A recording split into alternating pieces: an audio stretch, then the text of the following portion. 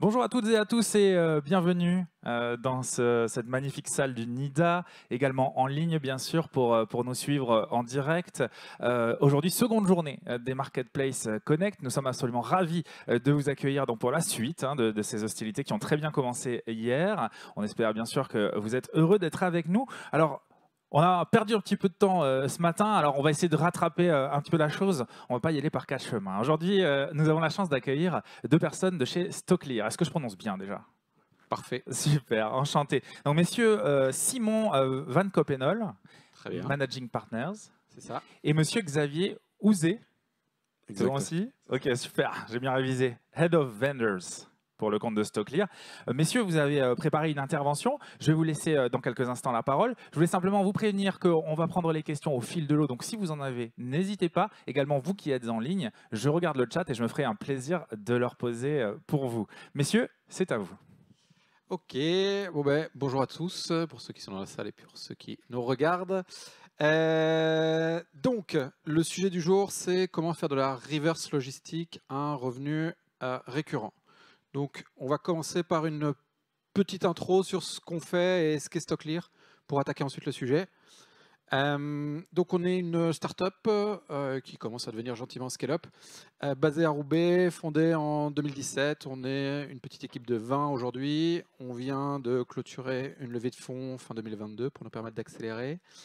Notre métier, c'est d'être une marketplace B2B dédiée à la seconde vie des produits.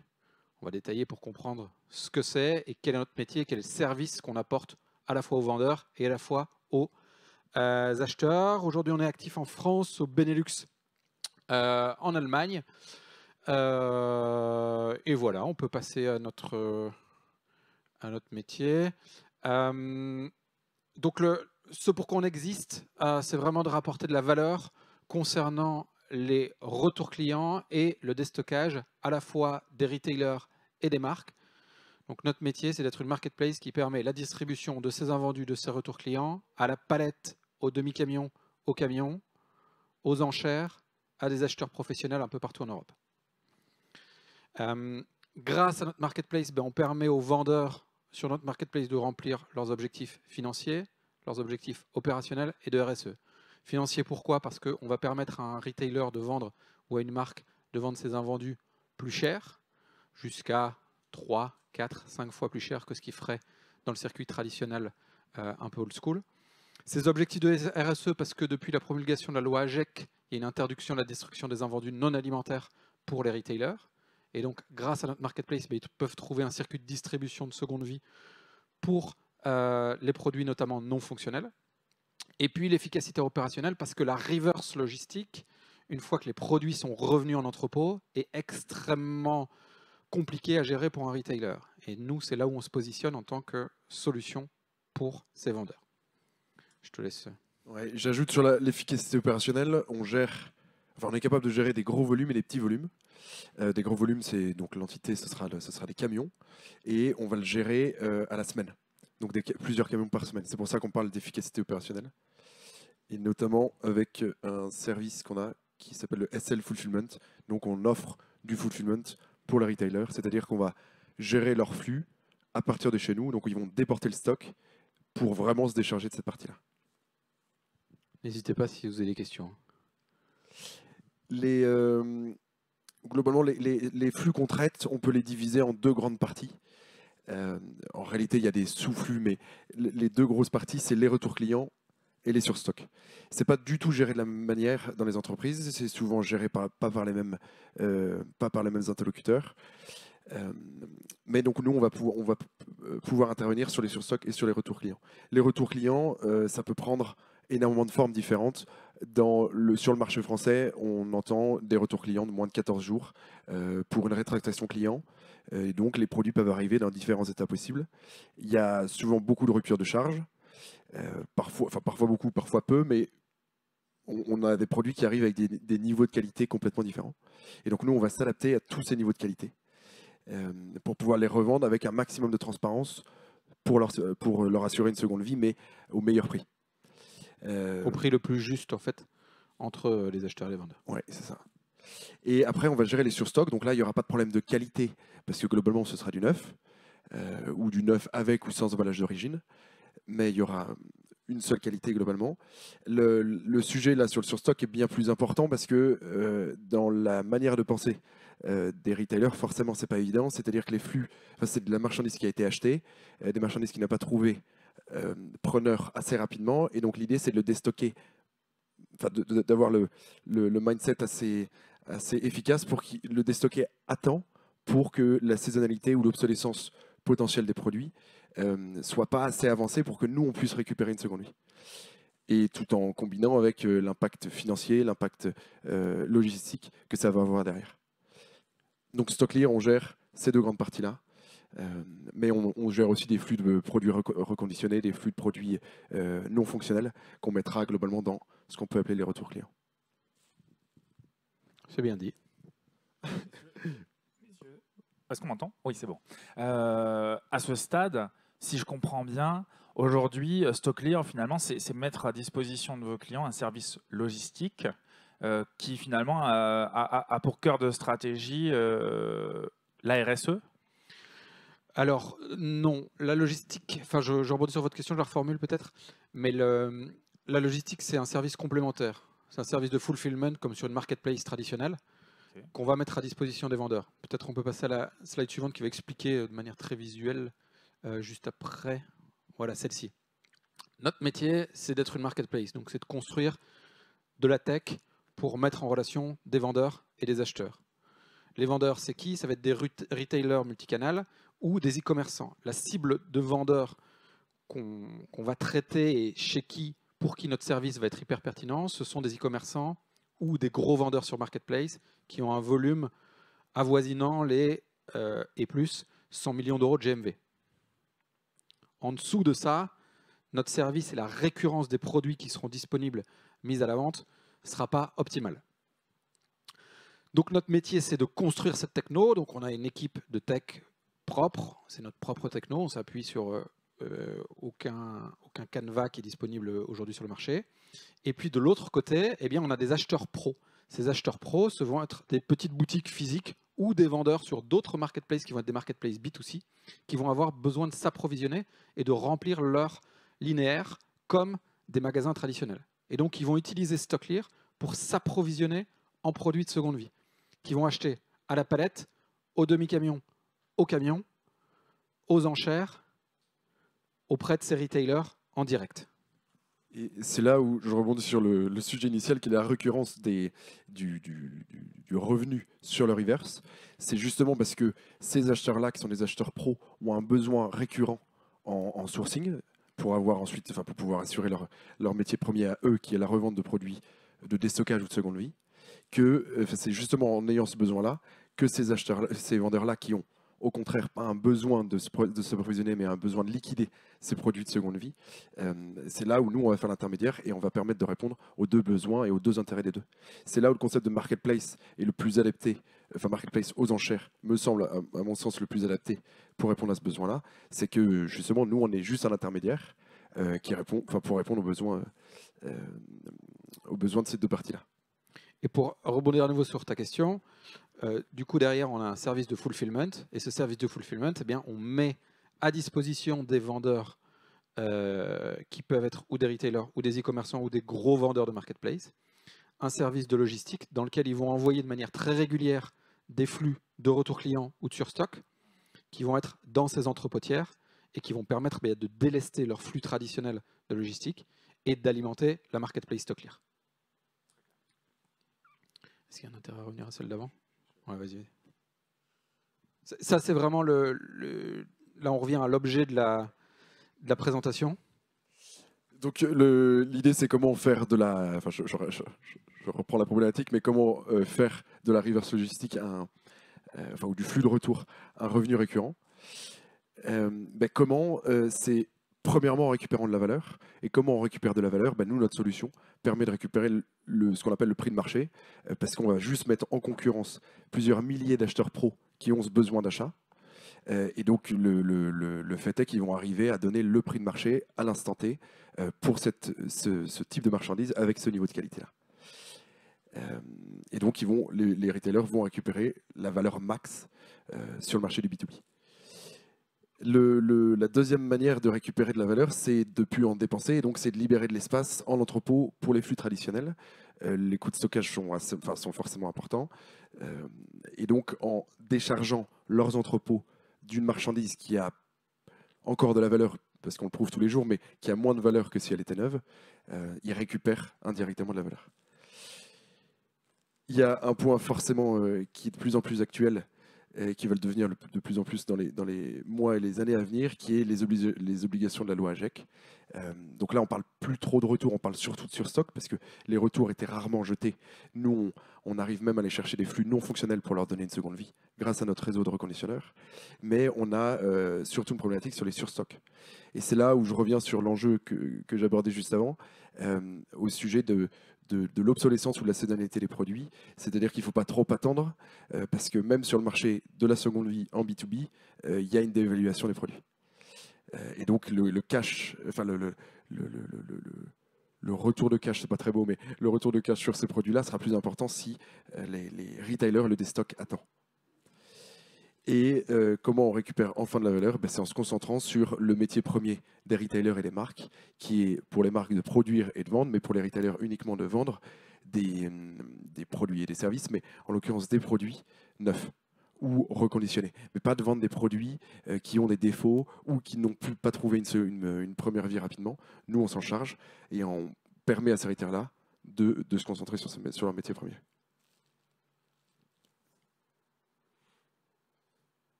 Là, c'est la typologie de produit qui peut être considérée dans un flux de seconde vie avec lequel on peut recréer de la valeur. Il y a deux éléments importants, ce sont à la fois les catégories et les qualités. Donc, on peut traiter l'ensemble de ces flux qui vont être globalement des flux non alimentaires. Tout rayon possible d'un retailer, d'un vendeur, d'un e-commerçant. Ça va de l'électroménager, gros, petit, au bricolage. Globalement, tous les flux de produits que peut traiter un retailer, un e-commerçant ou un gros vendeur sur Marketplace. Les grades de qualité, on en a parlé, on refait juste une synthèse ici. On en a 9, si mes souvenirs sont bons. J'ai pas dit de conneries. Qui vont du neuf avec emballage d'origine jusqu'au produit abîmé. Et donc, c'est vraiment ça la force de StockClear, c'est qu'on est capable de traiter toutes ces qualités. Et donc, de considérer et d'avoir une marketplace qui permet de traiter l'ensemble de ces flux de seconde vie qui sont destinés à la seconde vie en B2B, ça vous permet d'avoir un seul interlocuteur et de générer beaucoup plus de valeur. Les paramètres qui vont permettre de générer plus de valeur sur ces différentes qualités vont dépendre bien évidemment de la catégorie, de la marque des produits, de la qualité des produits. Il y a un vrai enjeu là-dessus sur ces 9 niveaux de qualité. L'idée, c'est pas du tout de complexifier, parce que pour faire un revenu récurrent, il ne faut pas complexifier, mais des process très lourds, enfin en tout cas pas dans un premier temps, et nous, c'est pas notre objectif. Par contre, il y a un critère, un enjeu essentiel, c'est d'être transparent avec les acheteurs pro, parce que, pour rappel, ces acheteurs pro, ils ont besoin de se sourcer en marchandises de seconde vie de manière permanente. Et donc, qui dit de manière permanente, ça veut dire qu'ils vont faire du réachat. Et donc, si on est transparent, déjà c'est sain de manière générale, mais c'est encore plus sain économiquement, parce que si on est transparent avec ces 9 niveaux de qualité, l'acheteur sait pertinemment, à un niveau de détail assez précis, sans trop complexifier, il sait pertinemment ce qu'il va recevoir. S'il sait pertinemment ce qu'il va recevoir, il ne peut pas être déçu. S'il n'est pas déçu, il réachète. Et donc, c'est vertueux pour tout le monde. Donc, d'où ces 9 niveaux de qualité pour, en gros, 4 gros flux sur stock neuf, retour client, produits reconditionnés et marchandises non fonctionnelles. Et ça, c'est extrêmement important pour en faire un revenu récurrent parce que c'est ce qui donne du repeat chez les acheteurs. Et donc, qui dit repeat, dit revenu récurrent. Petite question à ce stade. C'est quoi la plus grande proportion en typologie de produits aujourd'hui, typologie de qualité plutôt, je me reprends. Est-ce que vous avez plus de produits retour client? Est-ce que vous êtes en capacité de nous le dire déjà? Ou est-ce que vous avez plus de produits abîmés, reconditionnés, ce genre de choses? Non, la très très grande majorité des produits, ce sont des retours clients fonctionnels. Ça, c'est la grande majorité du flux. Je ne sais pas si tu as une idée des pourcentages, Xavier. On doit être à au moins 75%. Et sur ces retours clients, on va être surtout sur de la marchandise qui a une vraie valeur en seconde vie. Donc, globalement, tout ce qui est électronique, donc, enfin, qui a un moteur à l'intérieur. Donc, tout ce qui est électroménager, petit, gros, informatique, multimédia, des produits qui esthétiquement ont perdu leur valeur, mais qui intrinsèquement ont gardé leur valeur. Et donc, ça, les retailers de manière générale ont du mal à adresser ce marché-là. C'est normal parce que c'est pas leur ciblage client à la base. Et donc, l'idée, c'est de le déstocker, de le mettre à des gens enfin, des pros, des soldeurs, des reconditionneurs qui, eux, ont cette typologie de clientèle en face, qui sont capables de soit reconditionner pour remettre en l'état, soit vendre en l'état brut, mais pour une partie de la population que le retailer ne sait pas adresser initialement. On part sur la fonctionnalité, donc rapide vision acheteur. Je ne sais pas comment on est vis-à-vis du timing. Il nous reste 17 minutes. On est bien. OK. Donc ça, c'est les fonctionnalités concernant les acheteurs. Et il y a Xavier l'a évoqué, un concept extrêmement important qui est le concept de transparence, qui permet aux acheteurs de nouveau d'être en confiance, de réacheter, parce que c'est le marché de la seconde vie en B2B, des retours, des surstocks, et un marché qui est super gris, qui est historiquement pas du tout digitalisé. Et donc, eh bien, le fait d'être transparent au niveau des vendeurs et puis nous de mettre à disposition ces outils auprès des acheteurs pour leur permettre d'avoir un niveau de transparence qui soit super élevé est extrêmement important. On a des fonctionnalités qui sont très pratiques pour les acheteurs de cotation de transport automatique. Donc la taille des lots va de la palette au demi-camion au camion. Et donc c'est super important pour eux de pouvoir estimer les coûts de transport. Et ce, de manière live, quelle que soit la localisation du stock de départ, donc que ce soit dans l'entrepôt du vendeur de départ ou dans l'entrepôt logistique tiers, jusqu'à l'entrepôt de l'acheteur. Sachant que l'acheteur peut avoir plusieurs magasins ou plusieurs entrepôts. Donc il y a ces fonctionnalités-là pour les acheteurs. On est pas mal sur les fonctionnalités acheteurs. On peut peut-être jumper sur la partie vendeur. Donc, qui dit marketplace, c'est forcément qu'il y a des acheteurs et des vendeurs en face. Au niveau des vendeurs, eh ben, on va avoir comme une marketplace, donc un vrai outil. L'idée, c'est qu'il y a forcément une connexion pour les imports, parce qu'eux vont importer leurs produits, soit via EDI, soit via une API, à des agrégateurs de flux. On s'adapte globalement à tous les retailers. Des shopping feed ou de Lengo pour les vendeurs de marketplace qui sont ou ici ou de l'autre côté. Et donc voilà pour la connexion. Et ensuite, on va avoir donc tous les outils traditionnels, une messagerie, facturation, un service après-vente, des dashboards bien évidemment pour tout suivre. Parce que l'idée, c'est quand même de pouvoir contrôler sur telle typologie de produit, telle qualité, quel est le ratio de vente qu'on arrive à obtenir, le voir évoluer dans le temps, notamment avec cette notion de réachat, où on voit les ratios augmenter de manière permanente. Et donc ça, c'est très important pour les retailers pour pouvoir contrôler. Et toujours dans cette dynamique de transparence, à la fois pour les vendeurs et à la fois pour les acheteurs. StockClear n'est c'est un peu comme c'est vraiment un pont entre les deux. On ne fait pas le métier à leur place, on leur met l'outil à disposition. On a aussi, StockClear est aussi un outil de gestion, donc on est capable de se greffer à plusieurs entrepôts, à plusieurs magasins dans le cas où ça partirait des magasins, autant d'utilisateurs que possible, donc des accès pour les comptables, des accès pour le contrôle de gestion, des accès pour les responsables d'entrepôt, etc. Ça sont vraiment des fonctionnalités à la fois dans les outils traditionnels et dans ces gestions-là, des outils qui sont hyper importants pour une marketplace B2B de manière générale, et d'autant plus pour nous, sachant qu'on traite beaucoup de flux logistiques. Au niveau de la puissance technique, c'est un mot un peu particulier, mais globalement, l'idée c'est que on est une boîte tech. Notre puissance, c'est la technique, et encore plus à l'avenir. Et donc l'idée, c'est d'automatiser un maximum, parce qu'on le fera toujours mieux qu'avec des traitements humains. Et donc on a beaucoup d'algorithmes, notamment dans l'allocation des lots, l'allocation des produits, puisqu'on ne vend jamais le produit à la pièce. Il y a d'autres marketplaces ou autres qui le font très bien. Nous, on va le vendre uniquement en lot, parce qu'on fait du B2B. Et donc, on s'en rend compte tous les jours, et on l'apprend encore plus tous les jours, c'est que l'allocation des produits entre eux, en fonction des qualités, en fonction des typologies de produits, va influer forcément sur le ratio de vente. Et donc, ce qu'il faut, c'est bien adresser le marché de la seconde vie en B2B. Et comment on l'adresse bien? C'est en comprenant quels sont les besoins exacts des acheteurs.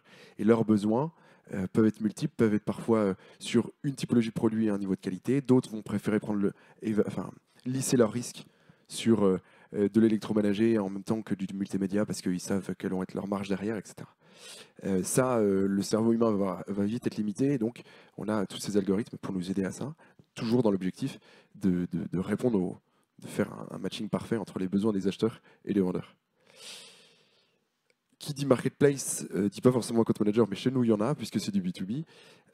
Et donc il y a un account manager dédié pour chaque compte, pour l'aider, pour l'accompagner et pour ce qu'on appelle chez nous monter en puissance pour avoir de plus en plus de flux chez le vendeur pour permettre de faire, enfin pas faire plaisir, mais de permettre aux acheteurs de se sourcer. Et puis on a un service additionnel qui est très performant pour les gros vendeurs qui ont vraiment des problématiques de surstock, enfin de stockage, de contraintes en entrepôt. Et donc l'idée, c'est que dès qu'il y a un volume minimal de surstock de marchandises abîmées, de retour ou autre, il l'envoie sur l'un de nos entrepôts tampons, sur l'un de nos entrepôts fulfillment en France ou à l'étranger, pour que nous, on prenne la responsabilité à ce moment-là de vendre, mais depuis chez nous. L'idée, c'est vraiment de se décharger, non plus uniquement de la vente, mais de se décharger aussi de la logistique de ces produits-là. Comme pourrait le faire une marketplace traditionnelle, marketplace française ou américaine qu'on connaît bien. D'accord. Nous avons 2 questions à ce stade. Je la pose parce que je ne suis pas certain que vous ayez déjà répondu. Et excusez-moi si vous avez déjà répondu à la question. On a parlé de l'eau, donc je comprends tout à fait la logique. Est-ce que vous prévoyez ou est-ce qu'il est déjà, ou est-ce que c'est déjà le cas de faire des lots de tailles différentes, donc de diviser certains lots entrants en plusieurs lots sortants? Ouais, bah c'est un des algorithmes qu'on a développé qui permet justement de faire la meilleure allocation possible, qui prend en compte toute une série de paramètres, que ce soit la saisonnalité, que ce soit la marque, que ce soit la qualité, la catégorie de produits, et qui permet véritablement d'aller chercher le plus de valeur possible à la fois pour les vendeurs et pour les acheteurs, donc de répondre à la demande côté vendeur et côté acheteur. Et ça, c'est une de nos très grandes forces, c'est de pouvoir transformer, de transformer bien mieux. Et est-ce qu'on doit comprendre que vos acheteurs sont également catégorisés et qu'ils ont peut-être des propositions poussées par l'algorithme qui correspondent à leurs habitudes? À ce stade, non. Mais c'est une des évolutions qu'on envisage. Aujourd'hui, on a une gestion par CRM de ces acheteurs et donc ils sont segmentés, on va dire de manière assez simple.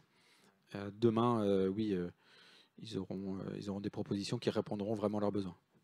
Entendu. Et la seconde question concerne là plutôt les vendeurs sur votre marketplace. Est-ce que vous avez un chiffre à nous donner en nombre de vendeurs référencés? Non, pas de chiffres. Par contre, on peut peut-être montrer certaines de nos références. Globalement, ouais, je vais vous montrer. Alors, c'est pas exhaustif, mais voilà, globalement, on a des vendeurs un peu divers. Donc, Crefel, par exemple, qui fait partie du groupe Boulanger, qui est spécialisé dans l'électroménager en Belgique. Noroto, donc, qui n'a rien à voir pour le coup, sur plutôt de la pièce auto en France. Leroy Merlin en France. Coolblue aux Pays-Bas, qui est le numéro 2 du e-commerce aux Pays-Bas. Cdiscount, qui serait son équivalent un peu en France. Habitat et Jardin, qui fait du meuble. Donc, globalement, on a un large panel de vendeurs et sur à peu près toutes les catégories de produits qui sont vendus en ligne. Ça va du très gros compte à Habitat et Jardin, qui a son propre site e-commerce, mais qui est aussi un très gros vendeur sur d'autres marketplaces.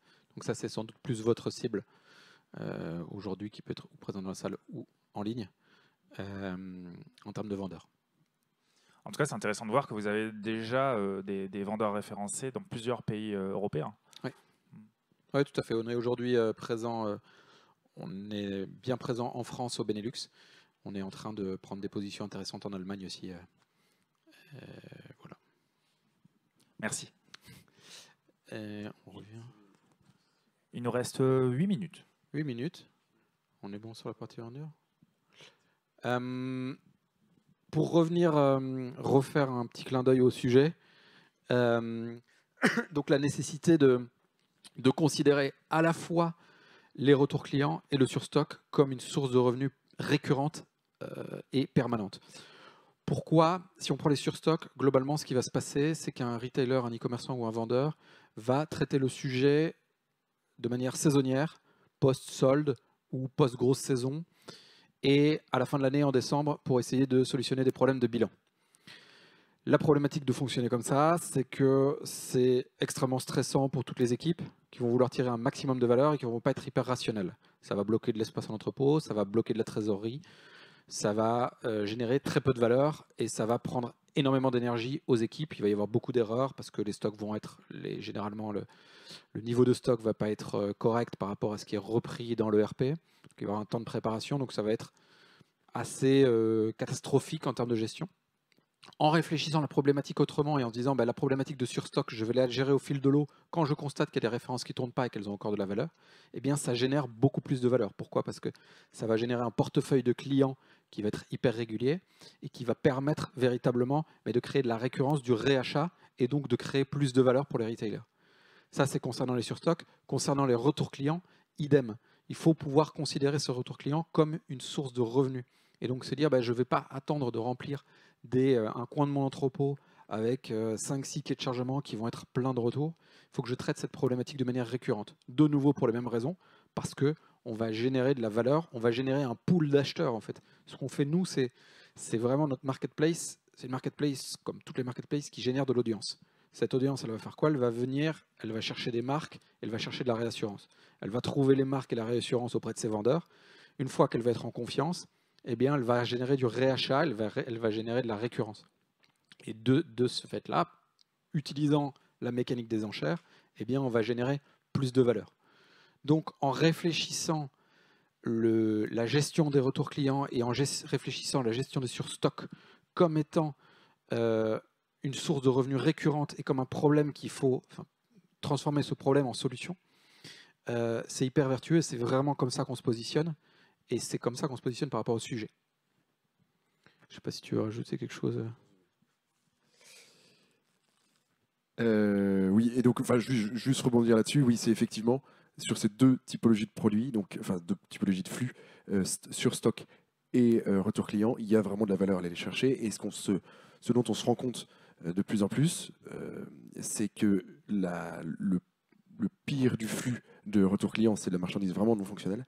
Même cette valeur, même ces produits-là, dans des enjeux de circularité, donc déjà sain pour tout le monde et pour l'environnement. En plus de ça, on peut aller chercher de la valeur dessus parce qu'il y a des acheteurs partout en Europe, pros, qui ont besoin de se sourcer en marchandises à reconditionner. Et donc, nous, on permet à ces retailers-là d'adresser ce marché-là. Et il y a de plus en plus de reconditionneurs qui recherchent de plus en plus de marchandises. Au niveau du process, on ne va pas être trop long dessus, mais globalement, comment ça fonctionne? L'idée, c'est, encore une fois, c'est la récurrence. Que ce soit des surstocks ou que ce soit des retours clients, nous, on va vendre à partir d'une palette. Globalement, c'est l'idée générale. Effectivement, si c'est un frigo, on ne va pas le vendre à partir d'une palette parce que le frigo va prendre la palette, mais si c'est des marchandises à plus faible encombrement, c'est ce qu'on va faire. Donc, que ce soit des surstocks ou des retours clients, ce qui est important, c'est d'avoir un déclencheur. Le déclencheur, c'est-à-dire, déclencheur déjà moral, c'est-à-dire, ok, je suis capable de déstocker. Enfin, je fais l'action de déstocker. Après, ce serait surtout des déclencheurs en termes de jours, ou en termes de temps de stockage, ou en termes de valo déprécié, etc. L'idée, c'est que dans tous les cas, il faudra que le retailer ait ce déclencheur. Sur du retour client, c'est assez simple, ça prend tant de place, on envoie, on a 10 palettes, on envoie. Sur du surstock, c'est plutôt on a atteint tel niveau de stock ou tel niveau de stock immobilisé que là, on envoie à partir de là. Dans ce cas-là, il palettisent. Et nous, on va s'arrêter à la palettisation et à une transparence sur l'état de qualité du stock. Puis une livraison aux entrepôts StockClear dans le cas où on est en fulfillment. Autrement, il n'y aura pas de livraison, les stocks partiront depuis chez le retailer.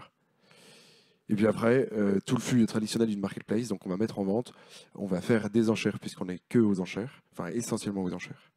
Toujours dans une dynamique vertueuse de récupérer un maximum, le prix le plus juste. Commande, et puis ensuite le vendeur sera payé. Voilà le process assez simple. Alors oui, j'ai une petite question, bonjour.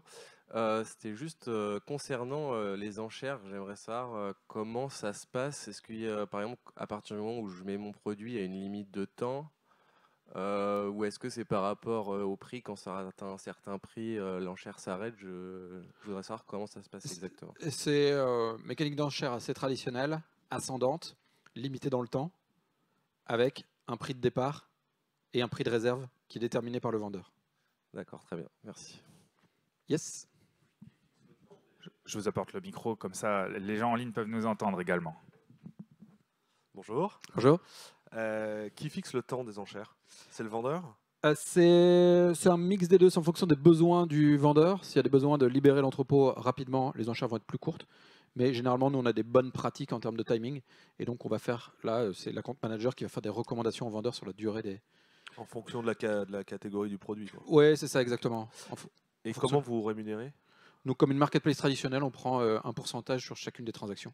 Donc, On n'a comme, pas de- finalement, comme une vente aux enchères, quoi. Vous prenez un pourcentage supplémentaire sur tout ce qu'ils vendent. Exactement. Ok.